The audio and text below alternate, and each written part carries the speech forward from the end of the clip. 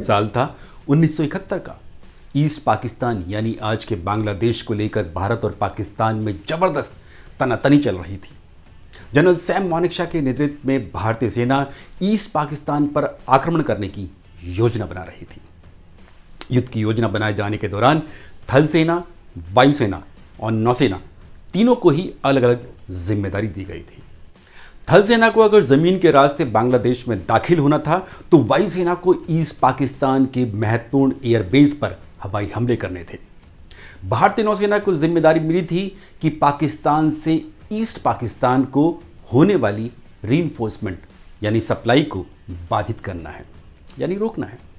यानी युद्ध के दौरान ईस्ट पाकिस्तान में जो पाकिस्तानी सैनिक मौजूद थे, यानी सेना मौजूद थी, उन्हें किसी भी तरह से हथियारों से लेकर राशन और जरूरी सामान की सप्लाई ना हो सके, क्योंकि युद्ध के दौरान हवाई मार्ग पर भारतीय वायुसेना की निगरानी थी और भारत की एयर स्पेस से जाने वाले हवाई मार्ग को पूरी तरह से बंद कर दिया गया था, यानी पाकिस्तान से ईस्ट पाकिस्तान।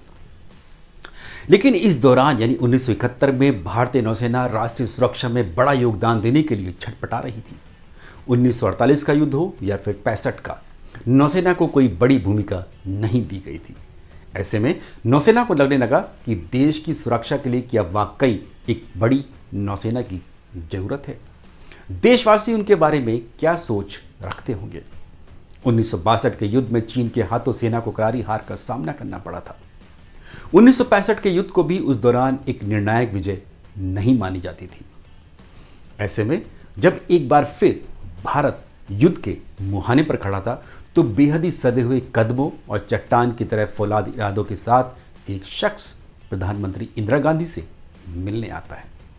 उन दिनों पाकिस्तान से चल रही तनातनी के बीच इंदिरा गांधी अपनी फौज का मनोबल बढ़ाने में जुटी हुई थी। उस शख्स ने बेहद ही धीर और गंभीर अंदाज में पीएम से सवाल किया, अगर भारतीय नौसेना कराची पर हमला कर देती है तो क्या इससे सरकार को राजनीतिक रूप से कोई आपत्ति हो सकती है। प्रधानमंत्री इंदिरा गांधी ने कुछ देर सोचा और फिर कहा, well admiral, if there is a war there is a war, यानी अगर युद्ध है तो फिर ये युद्ध ही है। इंदिरा गांधी से मिली इजाजत के बाद इंडियन नेवी ने वो कर दिखाया जो किसी भी देश की सोच से परे था। भारत का परम मित्र यूएसएसआर यानी आज का रूस भी हैरान रह गया था कि भारतीय नौसेना ने ऐसा कारनामा आखिरकार कैसे कर दिखाया। कराची में जाकर नेवी ने विजय पताका फहराई और एक हफ्ते तक एशिया का सबसे बड़ा बोनफायर पाकिस्तान के सीने पर जलता रहा। ये बोनफायर भारतीय नौसेना ने ही लगाया था, जिसकी तपिश आज तक पाकिस्तान को जलाती रहती है। प्रधानमंत्री इंदिरा गांधी के पास जो बेहद मजबूत इरादे वाला शख्स पहुंचा था वे कोई और नहीं, एडमिरल एसएम नंदा थे। 1971 में एडमिरल नंदा भारतीय नौसेना के प्रमुख थे, यानी चीफ ऑफ नेवल स्टाफ थे।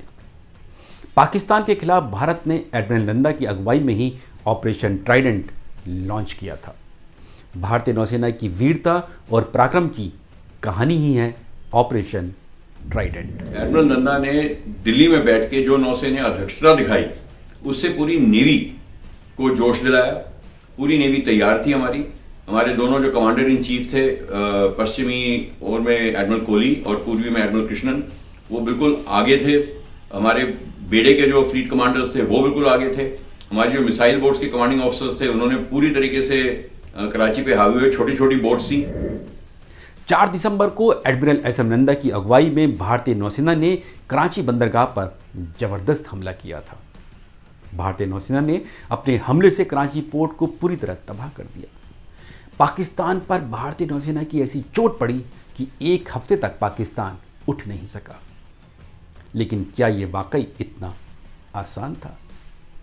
बिल्कुल नहीं। नमस्कार, मैं हूं नीरज राजपूत और आप देख रहे हैं फाइनल असॉल्ट, रक्षा, सुरक्षा, सामरिक मामलों और जियोपॉलिटिक्स पर आधारित देश का प्रीमियर डिजिटल प्लेटफॉर्म। 1971 के युद्ध से पहले तक दुनिया तो क्या, भारत में ही कोई नौसेना को सीरियस नहीं लेता था।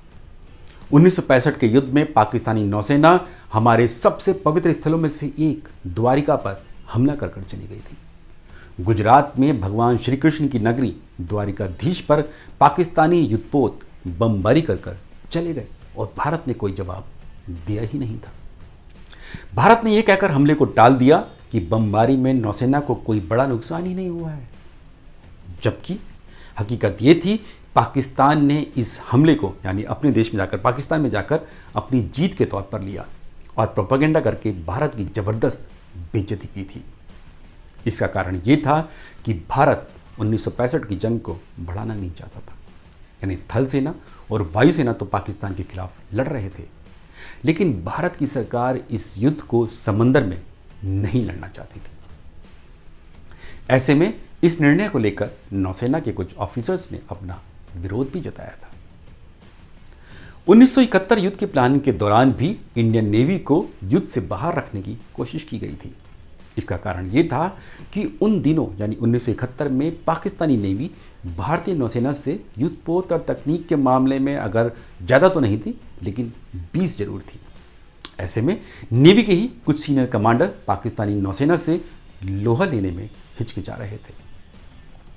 वॉर रूम तक में चर्चा के दौरान ये मुद्दा उठ चुका था, लेकिन नौसेना प्रमुख एडमिरल नंदा ठान चुके थे कि इस बार युद्ध में इंडियन नेवी को अपना खोया हुआ गौरव दिलाना है। 1965 के हमले का मुंह तोड़ जवाब देने का वक्त आ गया है। यही वजह है कि उन्होंने वॉर प्लान तैयार होने के बाद अपनी योजना सीधे प्रधानमंत्री इंदिरा गांधी को बताई थी। यानी इस बार नेवी भी आर पार की लड़ाई के लिए तैयार है। इस बार नेवी सिर्फ थल सेना और वायुसेना को युद्ध में मदद ही नहीं करेगी, बल्कि समंदर के रास्ते आक्रमण भी करेगी। यानी पाकिस्तान पर जल, थल और आकाश तीनों से प्रहार करने का वक्त आ गया था। ऐसा प्रहार कि पाकिस्तान की 7 पुश्तें तक याद रखेंगी। देखिए 1965 में नौसेना तैयार थी वो जब युद्ध छिड़ा तो, और राष्ट्रीय सुरक्षा में अपना योगदान देने के लिए पूरी तरह से तैयार थी और हिस्सा लेना चाहती थी। पर मेरे ख्याल से जो हमारी पॉलिटिकल लीडरशिप थी वो हमको बताया गया है कि वो नहीं चाहते थे कि अगर नौसेना का रोल ज़्यादा आ जाए तो लड़ाई और एस्केलेट होगी, और चाहते थे कि जल्दी से जल्दी ये युद्ध समाप्त कर दिया जाए। इसलिए नौसेना को ऐसा कोई महत्वपूर्ण रोल नहीं दिया गया उस युद्ध में। हमारे ऊपर पाकिस्तान की नौसेना ने हमला भी किया, फिर भी हमारी नौसेना को रोका गया कि आप इसके ऊपर कोई जवाब नहीं देंगे। और नौसेना इसके बारे में न खुश थी। नौसेना को लगा कि ऐसा तो नहीं कि हमारे ऊपर कॉन्फिडेंस नहीं है, हमारे ऊपर भरोसा नहीं है हमारी लीडरशिप को कि भाई नौसेना कुछ कर सकती है ऐसे युद्ध में। क्योंकि भारत में हमेशा थोड़ा वो जिसको हम कॉन्टिनेंटल माइंडसेट कहते हैं वो रहा है कि भाई हमारे दुश्मन तो हिमालय की तरफ से आएंगे और नौसेना की और समुद्र की तरफ से तो कोई खास खतरा इतना है नहीं हमें। तो मेरे ख्याल से वजह ये थी जो मैंने आपको कहा कि पॉलिटिकल लीडरशिप उसको एस्केलेट नहीं करना चाहती थी। और नौसेना को लगा कि एडमिरल सोमन कई बार प्रधानमंत्री के पास गए भी और उनको बोला कि हमें मौका दीजिए, हम अपनी काबिलियत दिखाना चाहते हैं, हम इस युद्ध को नौसैनिक क्षेत्र में तो बिल्कुल जो भी हम कर सकेंगे कर पाएंगे करेंगे, पर उनको कोई वहाँ पे इतना बड़ा रोल नहीं दिया गया। 1971 में कहानी बिल्कुल फर्क थी। एडमिरल नंदा जो हमारे नौसेना अध्यक्ष थे, ये 1965 की जो बात थी ये अभी तक नेवी को खड़ा करी थी कि हमारा कोई योगदान नहीं था इतने बड़े युद्ध में। 1971 में जब युद्ध छिड़ा तो एडमिरल नंदा ने नौसेना को ये बड़ा साफ तरीके से कह दिया था कि हमारे को अब मौका मिला है और हम अपनी काबिलियत दिखा के छोड़ेंगे। और उस जोश से पूरी नौसेना ने वो लड़ाई लड़ी 1971 की। हर एक आदमी जूनियर से लेके नौसेना अध्यक्ष तक। कराची पर हमला करना इतना आसान भी नहीं था। 1971 के युद्ध से ठीक पहले पाकिस्तान ने फ्रांस से 3 सबमरीन खरीदी थी। पाकिस्तान के पास उस वक्त कुल 12 पनडुब्बियां थीं। इतनी बड़ी पनडुब्बी की फ्लीट चुपचाप हमले करने के लिए ही इस्तेमाल की जाती है। इसके अलावा पाकिस्तानी नौसेना के बेड़े में यानी जंगी बेड़े में मिसाइल डिस्ट्रॉयर, फ्रीगेट, माइनस्वीपर और टॉर्पीडो बोट्स भी शामिल थी। भारतीय नौसेना को जहां एक साथ 2 तरफा लंबी कोस्ट लाइन पर अपनी डिफेंस करनी थी, यानी कि कोस्ट लाइन की सुरक्षा करनी थी, साथ ही मुंबई, गोवा, कोची और विशाखापट्टनम जैसे बड़े बंदरगाहों की भी सुरक्षा बेहद जरूरी थी। पाकिस्तान की समुद्री सीमा थोड़ी छोटी थी, उसे एक ही बड़े बंदरगाह की सुरक्षा करनी थी और वो था कराची पोर्ट। ईस्ट बांग्लादेश के बंदरगाह चटगांव, खुलना और कॉक्स बाजार इतने बड़े नहीं थे जिन्हें सामरिक तौर से महत्वपूर्ण माना जाए। ऐसे में एडमिरल नंदा ने offence is the best defence की रणनीति पर काम किया। भारतीय नौसेना ठान चुकी थी कि यह वक्त आ गया है कि ईस्ट पाकिस्तान को कंधे से पकड़कर पाकिस्तान से हमेशा हमेशा के लिए जुदा कर देना है। इसके लिए नेवी के ऑपरेशनल हेडक्वार्टर को एक खास प्लान तैयार करने का निर्देश दिया गया और यह प्लान बेहद आक्रामक था। वॉर प्लान के मुताबिक भारतीय वायुसेना को कराची के करीब पाकिस्तानी एयरबेस पर इंडियन नेवी के कराची बंदरगाह पर आक्रमण के दौरान ही एयर अटैक करना था। इसके अलावा नौसेना को भी थल सेना और वायुसेना के ऑपरेशंस में मदद करनी थी। पाकिस्तान पर आक्रमण से पहले भारतीय नौसेना को दो महत्वपूर्ण पहलुओं पर ध्यान रखना था। पहला ये कि कहीं पाकिस्तान पहले भारत के जंगी जहाज और बंदरगाहों पर हमला न कर दे। भारत के पास उस वक्त एक एयरक्राफ्ट कैरियर था, INS विक्रांत। भारतीय नौसेना को हर हालत में उसकी सुरक्षा करनी थी। साथ ही ये भी सुनिश्चित करना था कि उसे जंग में दुश्मन के खिलाफ ऑपरेशंस में शामिल भी किया जाए। इसके लिए एडमिरल नंदा ने बड़ा दाव चलते हुए विक्रांत को यानी INS विक्रांत को वेस्टर्न नेवल कमान से यानी मुंबई से विशाखापट्टनम स्थित ईस्टर्न नेवल कमान के ऑपरेशनल कंट्रोल में भेज दिया। इस कदम से एडमिरल नंदा को अपनी ही मातहत कमांडर्स की खींच का सामना भी करना पड़ा था। और दूसरा पहलू ये था कि कराची बंदरगाह पर हमला करने के वक्त किसी दूसरे देश के मालवाहक जहाज को नुकसान न हो, क्योंकि अगर ऐसा हुआ तो दूसरे देश भी युद्ध में कूद सकते थे। ऐसे में भारत कोई दूसरा रिस्क नहीं ले सकता था। कराची बंदरगाह पर हमला करने के लिए भारतीय नौसेना के जंगी बेड़े में INS रणजीत, गोदावरी और गंगा डिस्ट्रॉयर थे, तो 9 फ्रिगेट थे और एक गन क्रूजर था। 2 हेलीकॉप्टर टैंकर और एक सबमरीन टेंडर भी था। लेकिन एडमिरल नंदा ने हमला करने के लिए इस्तेमाल किया हाल ही में सोवियत संघ से ली गई 8 मिसाइल बोट्स को। ये ओसा क्लास बोट्स इसलिए सोवियत संघ से ली गई थी क्योंकि 1965 के युद्ध के चलते ब्रिटेन ने भारत को मिलिट्री सप्लाई पर रोक लगा दी थी। रूसी भाषा में ओसा का अर्थ होता है ततैया, यानी जो दुश्मन पर ऐसा हमला करे कि ततैये की डंक की तरह चुप जाए या लग जाए। भारतीय नौसेना इन मिसाइल बोट्स को विद्युत क्लास के नाम से जानती थी, क्योंकि सोवियत संघ से ली गई पहली मिसाइल बोट को INS विद्युत का नाम दिया गया था। इसके अलावा बाकी जो मिसाइल बोट्स थे उनके नाम थे वीर, विजेता और विनाश। ये सभी मिसाइल बोट्स भारतीय नौसेना की T5 स्क्वाड्रन का हिस्सा थी, जिसे किलर स्क्वाड्रन के नाम से भी जाना जाता था। मिसाइल बोट्स का इस्तेमाल मुख्यतः कोस्ट लाइन के डिफेंस के लिए ही किया जाता है, लेकिन 1968 के 6 डे वॉर में इजिप्ट की ओसा क्लास मिसाइल ने इजराइल के एक फ्रिगेट को मार गिराया था। मिसाइल बोट से कराची पर हमला इसलिए भी किया गया था, इसलिए चुना गया था क्योंकि इन्हें बिना दुश्मन की निगाहों में आए कराची तक पहुंचाया जा सकता था। भारतीय नौसेना ने कराची पर हमला करने के लिए अपने ऑपरेशन को नाम दिया ट्राइडेंट, यानी ऑपरेशन ट्राइडेंट। कराची पर पहला हमला 4 दिसंबर की रात को किया जाना था। इसके बाद 6 और 7 दिसंबर की रात को ऑपरेशन पाइथन और फिर 10 और 11 दिसंबर को ऑपरेशन ट्रायम्फ। हालांकि युद्ध के दौरान तीसरे ऑपरेशन की भारत को कभी जरूरत ही नहीं पड़ी और 2 हमलों में ही कराची ही नहीं पूरे पाकिस्तान ने दम तोड़ दिया। 2 और 3 दिसंबर की दरमियानी रात को मुंबई से सभी जहाज यानी भारतीय नौसेना के सभी जहाज अरब सागर के लिए आक्रमण करने के लिए कूच कर गए। हैरानी की बात यह थी कि सभी जंगी जहाज पाकिस्तान की हैंगौर पनडुब्बी के सर से ऊपर निकलकर अरब सागर में घेराबंदी करने के लिए जा रहे थे। पाकिस्तान की यह पनडुब्बी मुंबई पर हमला करने के इरादे से पहुंची थी, लेकिन इससे पहले कि पाकिस्तान आक्रमण करता, भारतीय नौसेना ने बाजी पलट दी। हालांकि 3 दिसंबर को पाकिस्तानी वायुसेना ने उत्तरी भारत के कई एयरबेस पर हमले कर दिए थे, लेकिन समंदर के रास्ते भारत इसका करारा जवाब देगा, पाकिस्तान ने सपने में भी नहीं सोचा था। 3 दिसंबर को नौसेना के युद्धपोत कराची से करीब 250 किलोमीटर दूर डेरा डालकर बैठ गए। ये इसलिए किया गया क्योंकि उस वक्त पाकिस्तान के लड़ाकू विमानों की रेंज 150 से 200 किलोमीटर थी। कराची पर हमले के लिए 3 मिसाइल बोट्स की योजना थी। भारत की 2 मिसाइल बोट विद्युत और निर्गत को पहले से ही गुजरात के ओखा बंदरगाह पर पाकिस्तान के अटैक से निपटने के लिए तैनात कर दिया गया था। एक पेटिया क्लास फ्रिगेट कछल भी वहां तैनात था। ऐसे में 2 मिसाइल बोट्स वीर और निपट के साथ क्लिंटन फ्रिगेट को भी सौराष्ट्र के तट के करीब तैनात कर दिया गया। खास बात यह है कि पाकिस्तानी नौसेना और खुफिया एजेंसी ISI को चकमा देने के लिए भारतीय नौसेना की मिसाइल बोट्स में तैनात कैप्टन और बाकी क्रू रूसी भाषा में कम्युनिकेशन करता था। ये इसलिए ताकि पाकिस्तान को जरा भी भनक ना लगे कि भारत की बोट्स यानी कि युद्धपोत जो हैं वो उसके करीब आ चुके हैं। भारतीय नौसेना का नेवल क्रू इसलिए रूसी भाषा में बातचीत कर पा रहा था क्योंकि वे सभी हाल ही में रूस में ट्रेनिंग लेकर आए थे। मिसाइल बोट्स को सोवियत संघ से लेने के दौरान उन पर तैनात होने वाले क्रू को रूस में ट्रेनिंग दी गई थी। 4 और 5 दिसंबर की रात मिसाइल बोट निपट, निर्गट और वीर ने कराची पर जोरदार हमला किया। क्योंकि इन मिसाइल बोट्स की एंड्योरेंस थोड़ी कम थी और ज़्यादा दूर तक नहीं जा सकती थी, ऐसे में टग बोट्स के जरिए रात के अंधेरे में इन्हें कराची तक पहुंचाया गया। कराची वहां से सिर्फ 40 नॉटिकल माइल्स दूर थी। इसका फ़ायदा यह भी था कि समंदर में इन बोट्स की आवाज़ को पाकिस्तानी पनडुब्बियों ने कैच नहीं किया।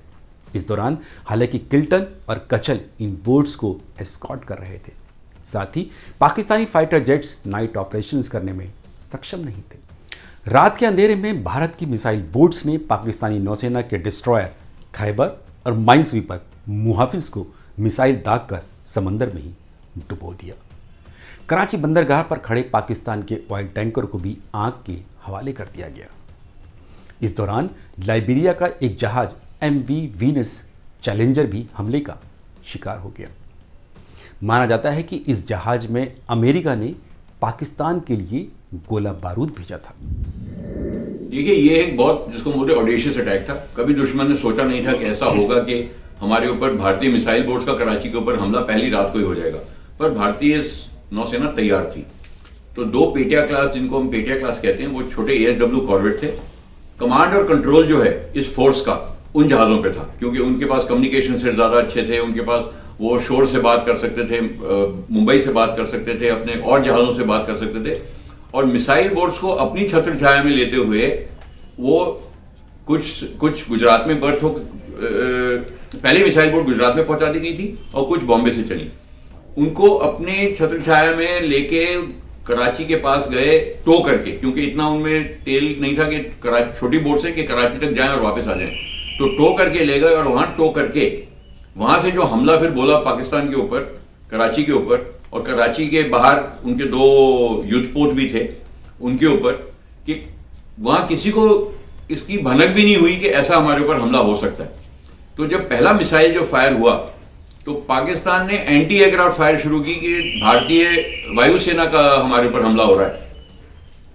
तो इसको ये जो अटैक था, ये इसीलिए ऐसे प्लान किया गया था कि जो सरप्राइज का एलिमेंट होता है कि दुश्मन को आश्चर्यजनक छोड़ दे कि हमने ऐसा अटैक किया। और पश्चिमी मोर्चे पर भारतीय नौसेना ने पाकिस्तान पर शुरुआती बढ़त बना ली थी, तो बंगाल की खाड़ी में पाकिस्तानी नौसेना ने खुद हिट विकेट कर लिया था। पाकिस्तानी पनडुब्बी PNS गाजी भारत के एयरक्राफ्ट कैरियर INS विक्रांत की तलाश में दर-दर भटक रही थी। इस दौरान भारत की इंटेलिजेंस ने कुछ ऐसे मिस इन्फॉर्मेशन फ्लॉट किए कि जिससे लगने लगा कि पाकिस्तान को ये लगने लगा कि INS विक्रांत पूर्वी कमान के मुख्यालय विशाखापट्टनम में मौजूद है, जबकि विक्रांत सहित पूर्वी कमान का पूरा जंगी बेड़ा युद्ध शुरू होने से पहले अंडमान निकोबार पहुंचा दिया गया था। विशाखापट्टनम पहुंचने के बाद PNS गाजी को मायूसी हाथ लगी। ऐसे में गाजी ने विशाखापट्टनम बंदरगाह के आसपास समंदर में माइंस यानी बारूदी सुरंग बिछाना शुरू कर दिया ताकि भारत के युद्धपोतों को निशाना बनाया जा सके। भारतीय नौसेना ने गाजी को काउंटर करने के लिए INS राजपूत युद्धपोत को समंदर में भेजा। राजपूत ने सोनार डिस्टरबेंस के आधार पर 2 डेप्थ चार्ज यानी एंटी सबमरीन डेटोनेटर को लॉन्च किया।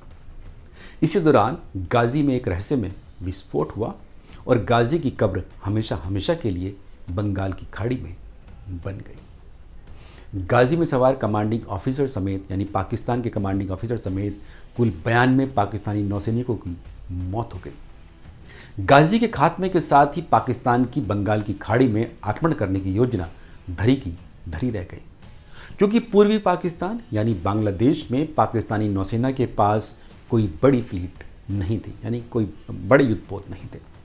पाकिस्तानी नौसेना के पास यहाँ मात्र कुछ गन बोट्स थी, जबकि भारतीय नौसेना का एक बड़ा जंगी बेड़ा था जिसमें INS विक्रांत एयरक्राफ्ट कैरियर मौजूद था और इसके अलावा गुलदार, घड़ियाल और मगर जैसे बड़े युद्धपोत थे। इसके साथ साथ एक पनडुब्बी INS खंडीरी भी थी। गाजी के डूबने के बाद 5 और 6 दिसंबर को भारतीय नौसेना ने बांग्लादेश के चटगांव, खुलना और मंगला बंदरगाहों पर जमकर गोलाबारी की। यहां तैनात सभी पाकिस्तानी बोट्स और मर्चेंट शिप को डुबो दिया गया। चटगांव में पाकिस्तान के सभी ऑयल ठिकानों को आग के हवाले कर दिया गया। विक्रांत पर तैनात फाइटर जेट ने कॉक्स बाजार बंदरगाह पर जमकर बमबारी की। विक्रांत ने चटगांव में पाकिस्तानी एयरफील्ड को तबाह कर दिया। इस दौरान भारतीय वायुसेना पूर्वी पाकिस्तान के भीतर पाकिस्तानी एयरबेस पर जमकर अटैक कर रही थी। वायुसेना ने पाकिस्तान के डिस्ट्रॉयर सिलहट को तबाह कर दिया। हमले में पीएनएस राजशाही को भी नुकसान पहुंचा, लेकिन वो किसी तरह से चकमा देकर मलेशिया भाग गया। युद्ध खत्म होने पर पाकिस्तान की पूर्वी कमान का ये एकमात्र वॉरशिप था जो साबुत बचा था। पाकिस्तानी नौसेना की पूर्वी कमान को एक बड़ा झटका युद्ध से पहले भी लग चुका था। दरअसल वहां तैनात यानी पाकिस्तानी नौसेना में तैनात सभी बांग्लादेशी नेवल ऑफिसर और नौसैनिकों ने हमेशा हमेशा के लिए पाकिस्तानी नौसेना को तिलांजलि दे दी थी और अपनी सेवाएं समाप्त कर दी थी। भारतीय नौसेना ने पूर्वी पाकिस्तान से सटे समंदर और नदियों तक में अपना कब्जा कर लिया था। पाकिस्तानी सेना के अधिकारियों और सैनिकों को समंदर या फिर नदी के रास्ते भाग निकलने के सभी मार्ग बंद कर दिए गए थे। ऐसे में उनके सामने सरेंडर के सिवाय कोई दूसरा रास्ता बचा ही नहीं था। The Indian Navy's operations on the east coast in the Bay of Bengal were even more significant. The Indian Navy, led by the aircraft carrier INS Vikrant, ensured a complete blockade of the coast of East Pakistan. Bengal की खाड़ी में जब भारतीय नौसेना पाकिस्तान को मूली गाजर की तरह काट रही थी, तब अरब सागर में पाकिस्तानी नौसेना ने एक बड़ा उलटफेर कर दिया। 9 दिसंबर को पाकिस्तानी पनडुब्बी हैंगौर ने सौराष्ट्र तट के द्वीप में तैनात आईएनएस खुकरी युद्धपोत पर हमला कर डुबो दिया।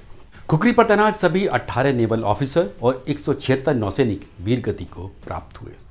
खुकरी के कैप्टन एमएन मुला ने हमले के बावजूद अपने जहाज को नहीं छोड़ा और शिप के ब्रिज पर कैप्टन की चेयर पर आखिरी दम तक डटे रहे। जहाज डूब रहा था, वो ब्रिज पे बैठ के अपने हाथ में सिगरेट लेके उन्होंने बोला मैं इस शिप का कप्तान हूं, मैं इस जहाज के साथ नीचे जाऊंगा। इसी एक बात ने इतना प्रोत्साहित किया सारी नौसेना को। नहीं तो कहा जाता है कि जब नौसेना के जब जहाजों के ऊपर हमला होता है और नौसेना के जब जहाज डूबते हैं तो उसका जो साइकोलॉजिकल इफेक्ट बाकी नौसेना पे होता है वो बहुत खराब होता है, क्योंकि उनको लगता है कि हम बहुत कमजोर हैं, हमारे ऊपर भी हमला हो सकता है। पाकिस्तान के साथ ऐसा हुआ। जब पाकिस्तान के 2 जहाज डुबाए गए पहली रात को, तो पाकिस्तानी सरकार ने पाकिस्तानी नौसेना को बोला कि आपका कोई सरफेस शिप, जिसको हम बोलते हैं सरफेस शिप, कराची हार्बर से बाहर नहीं जाएगा। पहले दिन ही उनकी नौसेना को हमने अंदर कर दिया था। ऐसे ही 1982 में जब एचएमएस कॉन्करर ने फॉकलैंड्स की लड़ाई में जनरल बेलग्रानो, जो अर्जेंटीनियन क्रूजर था, उसको डुबाया टॉर्पेडो अटैक में, तो अर्जेंटीनियन नौसेना ने निर्णय लिया कि हम अब कोई भी हमारा जहाज इस युद्ध में हिस्सा नहीं लेगा, पनडुब्बियों के अलावा। भारत में उल्टा हुआ। खुकरी के डूब जाने से और जोश आया, लोगों को और प्रोत्साहित हुए। उन्होंने बोला इसका तो हमको बदला लेना है। खुकरी के खोने के अलावा पाकिस्तानी वायुसेना ओखा पोर्ट पर भी एरियल अटैक कर रही थी। ऐसे में भारतीय नौसेना ने कराची पर दूसरे हमले की योजना बनाई ताकि पाकिस्तान को अपनी जगड़ में लेकर उसकी हड्डियों को चकनाचूर कर दिया जाए। 8 और 9 दिसंबर की रात को भारतीय नौसेना ने ऑपरेशन पाइथन लॉन्च कर दिया। इस बार कराची पर अंतिम प्रहार करने की बारी थी। हमला मिसाइल बोट आईएनएस विनाश के जरिए किया गया, जिसे फ्रिगेट त्रिशूल एस्कॉर्ट कर रहा था। भारत के इस हमले में पनामा का एक जहाज गल्फ स्टार, पाकिस्तान का ऑयल टैंकर ढाका और ब्रिटिश शिप एसएस हैमिल्टन को तबाह कर दिया गया। किमारी ऑयल डिपो को भी आग के हवाले कर दिया गया। अगले दिन यानी 10 दिसंबर को भारतीय वायुसेना के फाइटर जेट जब कराची के एयरबेस पर हमला करने के लिए पहुंचे तो उन्होंने देखा कि पूरा बंदरगाह धुंधु कर जल रहा था। आग की लपटें 60 मील यानी 60 नॉटिकल माइल्स दूर से भी दिखाई पड़ रही थी। इसी दौरान वायुसेना के एक पायलट ने कहा कि ये एशिया की सबसे बड़ी खूनी बॉनफायर है। कराची की आग 7 दिनों तक ऐसे ही चलती रही। पूरा कराची शहर धुएं के गुबार से भर गया और 3 दिनों तक शहर के लोगों को सूरज की किरण के दर्शन तक नहीं हुए थे।